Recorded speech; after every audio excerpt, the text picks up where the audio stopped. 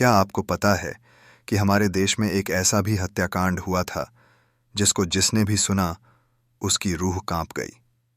आज की कहानी एक ऐसे शख्स के बारे में है जिसने केवल एक काम के लिए ढेर सारे में पुलिस की एक टीम साकेत नगर के एक घर में किसी आदमी को अपने साथ लेकर के आती है।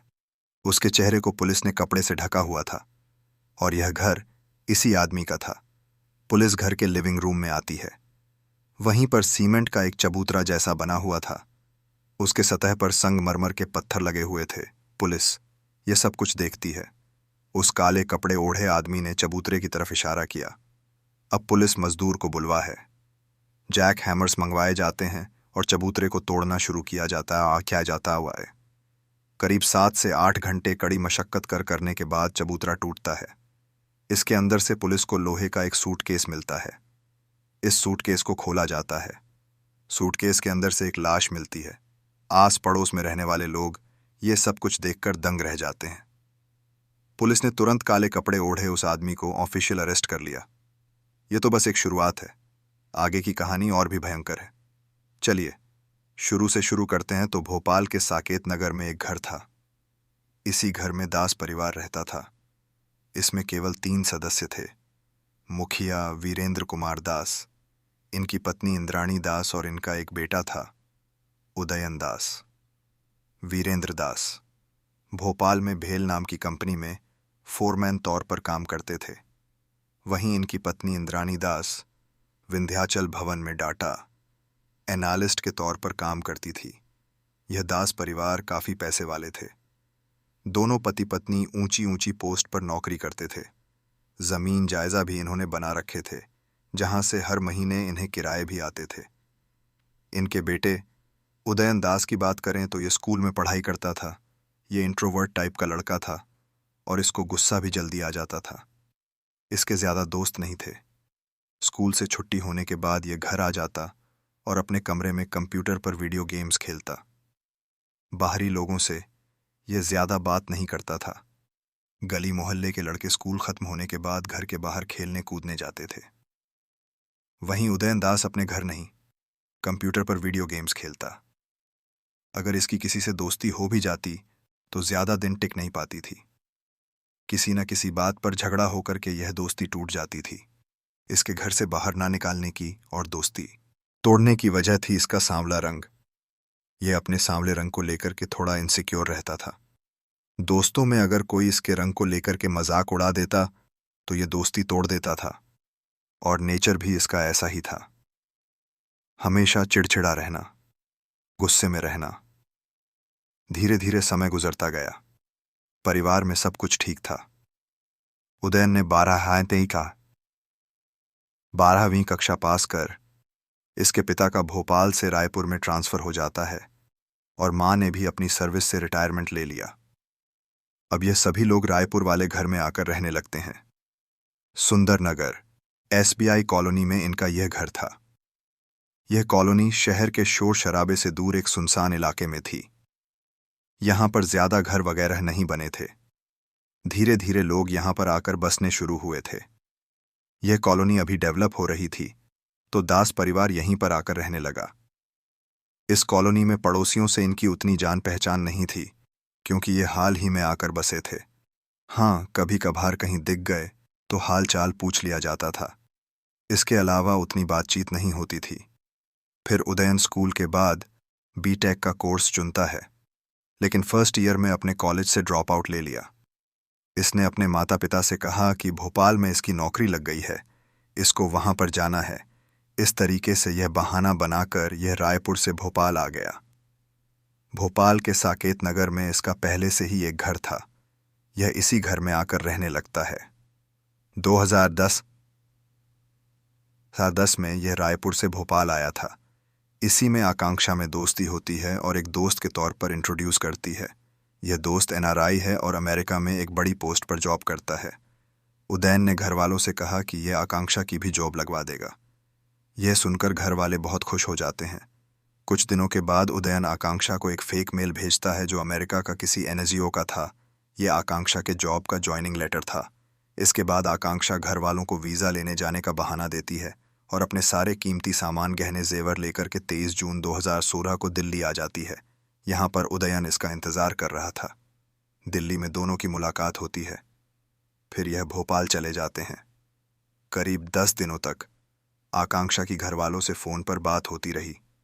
फिर इसने कॉल करना बंद करके, और यहाँ पर सुबह का समय है। आकांक्षा ने अपने आकांक्षा के घर वाले बेटी का इंतजार करते हैं, लेकिन बेटी नहीं आती है। फिर 20 जुलाई भी बीत गया, लेकिन बेटी घर नहीं आई। जिस नंबर से इसने फोन पर बात किया था वह नंबर भी बंद बता रहा था, और बात करने लगी है। संगीत रही है। चिंता की कोई बात नहीं है। अब 2 दिनों तक उदयन आकांक्षा के घर पर रहता है, फिर वहां से चला जाता है। इसके बाद भी आकांक्षा फेसबुक signup.in कि उदयन का घर भी भोपाल में ही है। घर वालों के दिमाग में चलता है कि इसी आदमी ने ही आकांक्षा को अमेरिका में झोंप दिलवाई। घर वालों को इस आदमी पर थोड़ा डाउट होता है, और 4 जनवरी 2017 को आकांक्षा के पिता और भाई बांकुड़ा के पुलिस स्टेशन में जाकर उदयन के खिलाफ किडनैपिंग का केस दर्ज कराते हैं। उसने कहा कि वो अमेरिका में है, लेकिन हमें नहीं लगता कि वो अमेरिका में होगी, क्योंकि 15 जुलाई को आखिरी बार उससे बात हुई थी। उसने कहा कि वो अमेरिका में है, लेकिन जब हमने उसके नंबर का लोकेशन देखा तो वह भोपाल का निकाला। उसने बताया कि उसका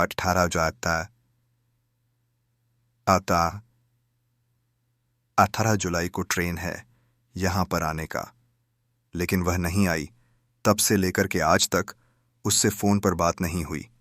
ऐसे ही घर वाले सारी बात पुलिस को बताते हैं, और आकांक्षा के गायब होने के पीछे उदयन को जिम्मेदार ठहराते हैं। अब बांकुरा की पुलिस केस को दर्ज कर लेती है, और जिस नंबर से घर वालों को आखिरी बार कॉल आया था उसको अपनी तरफ से ट्रेस करना शुरू कर देती है।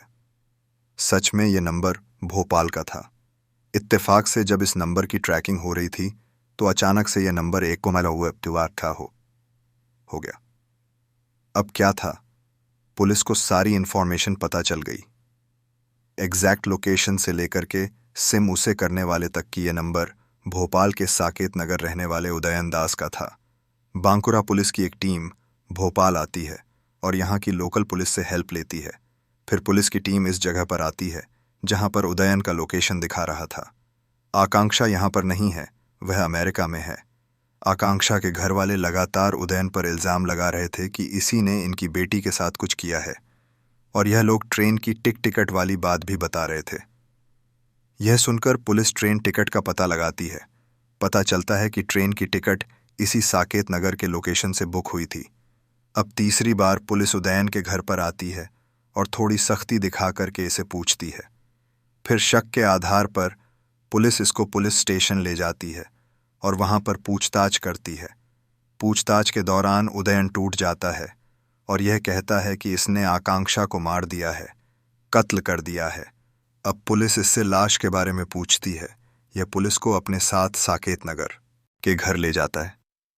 पुलिस ने इसका चेहरा ढक दिया था, क्योंकि जब तक कोई अपराध साबित ना हो जाए तब तक अपराधी की पहचान पब्लिक नहीं कर सकते हैं। उदयन पुलिस को अपने घर ले जाता है। सामने लिविंग रूम में चबूतरा बना हुआ था। जैसा कि मैंने आपको शुरू में बताया, वही सारी चीज यहां पर होती है।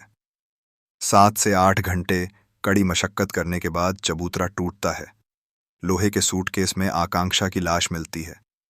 लाश के मिलते ही पुलिस उदयन को ऑफिशियल अरेस्ट कर लेती है, क्योंकि अब तक शक के आधार पर ही इससे पूछताछ हो रही थी। उदयन को अरेस्ट करने के बाद पूरे घर की तलाशी ली जाती है। यहां से पुलिस को उदयन का आधार कार्ड, पासपोर्ट, 2 मोबाइल फंस, 1 लैपटॉप और आकांक्षा के बैंक के कुछ डॉक्यूमेंट मिलते हैं। पुलिस इन सभी चीजों को अपने कब्जे में ले लेती है। पुलिस स्टेशन में उदयन से पूछताछ करने पर सारी सच्चाई बाहर आ गई कि कैसे कैसे इसने कांड को अंजाम दिया था। जब इंतजार कर रहा था, दोनों यहीं पर मिलते हैं। फिर ये भोपाल आ जाते हैं। करीब 10 दिनों तक आकांक्षा घर वालों को कॉल करती रही, फिर कॉल करना बंद कर दिया ताकि घर वालों को पता ना चल सके कि यह इंडिया में है या फिर अमेरिका में है। 204 और 25 जून के आसपास में यह दिल्ली से भोपाल आए और लिविंग रिलेशनशिप में रहने लगे हैं, यानी बिना शादी के पति पत्नी के जैसे रहने लगे। आकांक्षा उदयन से शादी करना चाहती थी, पर यह मना कर रहा था जब कभी भी उदयन किसी काम से बाहर जाता, फिर घर आता, तो यह देखता कि आकांक्षा हंस हंस कर किसी से बात कर रही है। उदयन अपने मन में कहानियां बनाने लगा कि आकांक्षा की किसी दूसरे लड़के के साथ कुछ चल रहा है, यह मुझे धोखा दे रही है। इसने कभी भी आकांक्षा से इस बारे में बात नहीं की, केवल मन में कहानी बनाता रहा। उधर आकांक्षा शादी के लिए कहती रही, पर यह शादी से मना करता रहा। इधर उदयन को लगा कि आकांक्षा के मन में कोई और है। इन्हीं सब के चलते दोनों में लड़ाई झगड़े शुरू हो गए। इनको साथ में रहे अभी कुछ ही हफ्ते हुए थे और इनमें झगड़े भी शुरू हो गए। बात इतनी बढ़ गई कि आकांक्षा उदयन को छोड़कर अपने घर जाना चाहती थी। फिर 12 जुलाई को आकांक्षा ने अपना सामान पैक कर लिया और अपने घर बांकुरा के लिए निकलने लगी। जैसे तैसे उदयन ने इसको मनाकर रोक लिया कि इससे प्यार करता है, इसके बिना रह नहीं सकता। फिर 15 जुलाई लाया, फिर इसी तरह से दोनों के बीच में भीषण झगड़ा होता है। इसके बाद आकांक्षा ने अपनी ट्रेन की टिकट बुक कर ली। 18 जुलाई को ईस्ट की ट्रेन थी। भोपाल से हावड़ा की आकांक्षा ने उदयन के मोबाइल से अपने घर वालों को फोन कर दिया और 19 जुलाई को घर पहुंचने की बात कह दी। 15 जुलाई को इन दोनों में खूब लड़ाई हुई। इसी दौरान आकांक्षा ने लड़ाई के समय कुछ ऐसी बातें बोल दी जिसने उदयन को ट्रिगर कर दिया।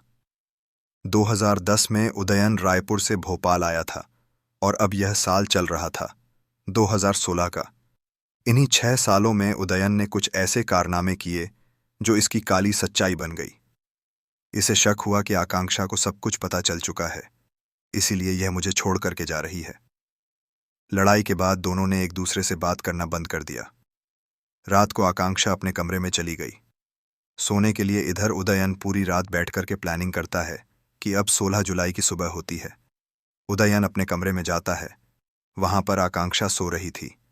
इसने तकिए से आकांक्षा का दम घोटा। दम घुटने के बाद इसने अपने हाथों से आकांक्षा का गला दबाया जब तक कि उसकी मृत्यु नहीं हो गई।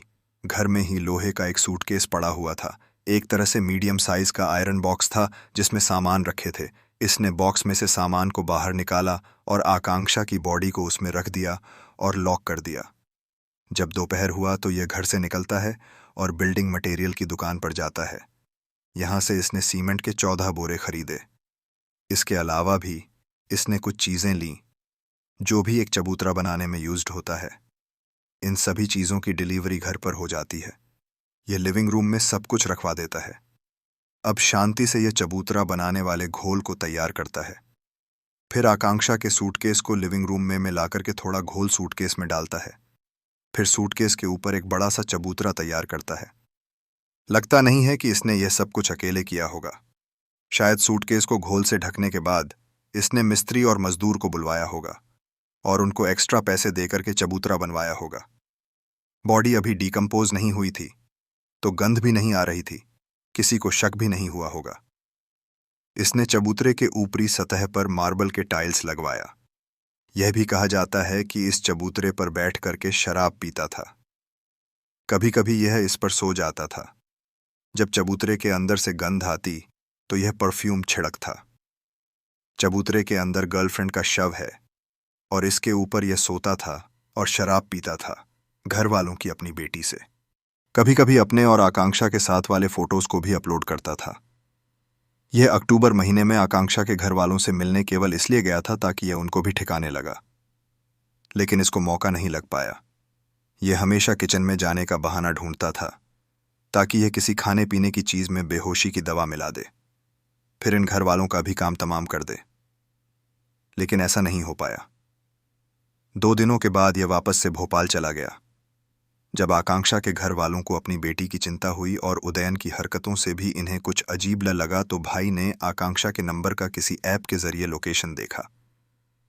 यह नंबर भोपाल का निकला। अब पिता और भाई बांकुरा के पुलिस स्टेशन में अपनी बेटी की किडनैपिंग की रिपोर्ट दर्ज कराते हैं।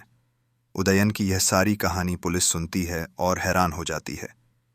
इसके बाद यह हुआ कि उदयन के घर वालों से, पड़ोसियों से और रिश्तेदारों से भी पूछताछ किया जाए। उदयन के घर में इसके और आकांक्षा के अलावा कोई भी नहीं रहता था जो पहले किराए पर रहने आए थे। उनको उदयन ने निकाल दिया था। फिर पुलिस उदयन से इसके घर के लोगों के बारे में पूछती है।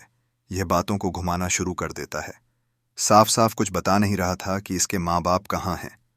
कभी कहता कि वह अमेरिका में है, कभी कहता कि पिता की मौत हो गई और माँ हॉस्पिटल में है क्योंकि उनकी तबीयत खराब रहती है।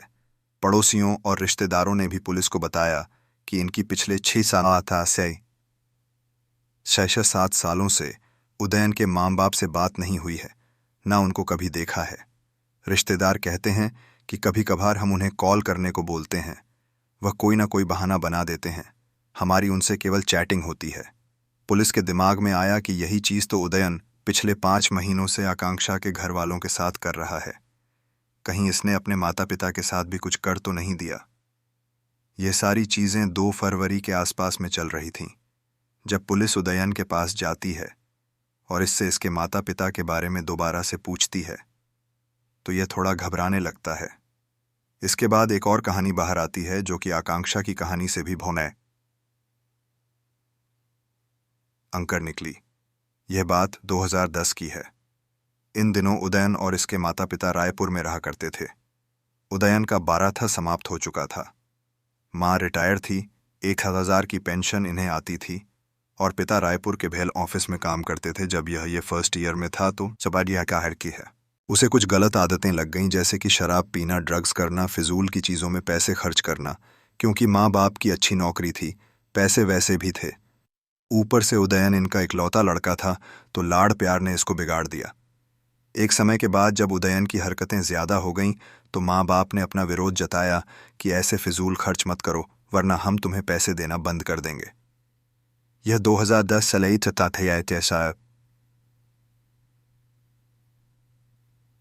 का साल चल रहा था। ऐसे ही एक दिन उदयन की माँ इंद्रानी दास अपने बेटे को बहुत डांटें, समझाती हैं कि फिजूल खर्च मत करो, पढ़ाई पर ध्यान दो और करियर बनाओ। लेकिन उदयन को रिस्ट्रिक्शंस बिल्कुल भी पसंद नहीं थे। इसको आज़ादी चाहिए थी। इसी में उदयन को बहुत तेज़ गुस्सा आता है और इसने गला घोंटकर अपनी ही माँ को ख़त्म कर दिया। यह बारिश का महीना चल रहा था। बारिश हो रही थी। बारिश की आवाज़ में माँ की चिख पुकार दब गई। वैसे भी आस पड़ोस के घर दूर थे तो किसी को कुछ सुनाई नहीं दिया। उदयन ने अपनी माँ के बॉडी को कमरे में ही रख दिया। शाम को इसके पिता वीरेंद्र कुमार दास घर आते हैं। उदयन नॉर्मल मूड में था। यह अपने पिता को लिविंग रूम में बिठा आता है। पिता सोफे पर बैठते हैं। उदयन इनके लिए चाय बनाकर लाता है। यह कहता है कि माँ कहीं गई हुई है, आते ही होगी, अपने पिता के लिए। उदयन ने चाय बनाई और चाय में इसने बेहोशी की दवा मिला दी। चाय पीकर के पिता बेहोश हो जाते हैं। इसके बाद उदयन ने इनका भी खेल खत्म कर दिया। माता पिता की बॉडी को इसने बेडरूम में छुपा दिया था। बाहर बारिश हो रही थी, सूरज ढल रहा था। आस पड़ोस में कुछ मजदूर काम कर रहे थे। अब उनका घर जाने का समय हो गया। जब बारिश थोड़ी थम गई तो वह मजदूर अपने घर के लिए निकलने लगे हैं। इसके बाद उदयन ने एक मजदूर को धीरे से अपने पास बुलाया और उसको घर के गार्डन में गड्ढा खोदने को कहा, क्योंकि उसको यहाँ पर एक पानी का टैंक लगवाना है। लेबर कहते हैं कि ये कल आके कर देंगे, अभी घर जाने का समय है। उदयन ने उस लेबर को 3 गुना पैसे ज़्यादा देने का लालच दिया और कहा कि इमरजेंसी है, पानी का टैंक आज ही लगवाना है। लेबर तैयार हो जाता है और यह उदयन के घर के बाहर गार्डन में गड्ढा खोदना शुरू कर देता है। कुछ घंटों के बाद उदयन को लगा कि इतनी गहराई ठीक होगी, तो यह लेबर को 3 गुना पैसे देकर के भेज देता है। आधी रात को यह गड्ढे में अपने माँ बाप की बॉडी को डाल करके दफन कर देता है। भोर में फिर से बारिश होने शुरू हो जाती है। गार्डन में कीचड़ जैसा हो जाता है। लोगों को भी शक नहीं हुआ कि यहाँ पर गड्ढा खुदा गया होगा। माँ बाप के कत्ल के बाद ही उदयन कई दिनों तक घर में रुका रहता है। कभी कभी पड़ोसी से पूछते थे कि आपके माता पिता कहाँ हैं। ये कहता कि वो लोग अमेरिका में सेटल हो गए हैं और कुछ दिनों में यह भी वहां पर चला जाएगा। फिर कुछ दिनों के बाद ही अपने घर के सारे कीमती सामान, माँ के गहने जेवर लेकर के भोपाल आ गया। इसकी यह कहानी सुनकर पुलिस भी दंग रह गई। अब पुलिस इसको लेकर के रायपुर जाती है। जहां पर इसका घर था वहां के डीएम से परमिशन लिया जाता है और लोकल पुलिस की हेल्प से उदयन के बताई हुई जगह की खुदाई की जाती है। यहां से पुलिस को 2 कंकाल बरामद होते हैं। साथ में कुछ चूड़ियां, कपड़े के अंश और कुछ गहने भी मिलते हैं जो शायद मां ने पहने हुए थे। पुलिस इन सब चीजों को कब्जे में लेती है और फॉरेंसिक जांच के लिए भेज देती है। आगे उदयन से पूछताछ में पता चला कि इसने अपनी मां के गहनों को भोपाल में लाकर बेच दिया और रायपुर वाला घर इसके पिता के नाम पर था। उदयन ने कुछ ऑफिसर को अपने साथ मिलाकर के घर के फर्जी पेपर्स बनवाए और रायपुर वाले घर को RS लाख में बेच दिया। उदयन की मां इंद्रानी दास की हर महीने 3,000 की पेंशन आती थी। 2016 तक यह पेंशन लेता रहा, जबकि उसने 2010 में ही अपनी मां का कत्ल कर दिया था और 2010 से 2016 तक इसके 12 लड़कियों के साथ सीरियस रिलेशन थे। यह दिल्ली के महंगे महंगे होटल में जाता और लड़कियों को बुला करके अय्याशी करता। गर्लफ्रेंड्स को लेकर के यह विदेश में घूमता था। इसका बस एक ही मकसद था, अय्याशी करना। यह अपनी माँ, पिता और गर्लफ्रेंड तीनों के कि वो अमेरिका में है। 2010 में इसीलिए 3 अलग अलग स्टेट की पुलिस को इस केस में इन्वॉल्व होना पड़ गया। वेस्ट बंगाल की पुलिस, मध्य प्रदेश की पुलिस और छत्तीसगढ़ की पुलिस, हर जगह उदयन की खबर हेडलाइन बनी हुई थी। क्योंकि यह केस बांकुरा के पुलिस स्टेशन में दर्ज हुआ था, इसलिए उदयन को बांकुरा लाना था। पुलिस फ्लाइट के जरिए इसको लाने का फैसला करती है और इसको वेस्ट बंगाल लाया जाता है। अप्रैल 2017 में 600 पेज की चार्जशीट तैयार हुई। बांकुरा के सेशन कोर्ट में ट्रायल शुरू होता है। 19 गवाहों ने गवाही दी। फिर 2020 में कोर्ट ने उदयन को उम्र कैद की सजा सुना दी। फिलहाल यह बांकुरा की जेल में कैद है। आगे देखते हैं क्या होता है, क्योंकि इसने हाई कोर्ट में और सुप्रीम कोर्ट में इस केस को ले जाने की बात कही है। तो कहानी को यहीं पर ख़त्म करते हैं और कमेंट करके बताइए कि वीडियो आपको कैसा लगा। इस वीडियो को लाइक और शेयर ज़रूर करिए और हमारे चैनल क्राइम डिफाइन को सब्सक्राइब करके बेल आइकॉन ऑन कर लीजिए। मिलते हैं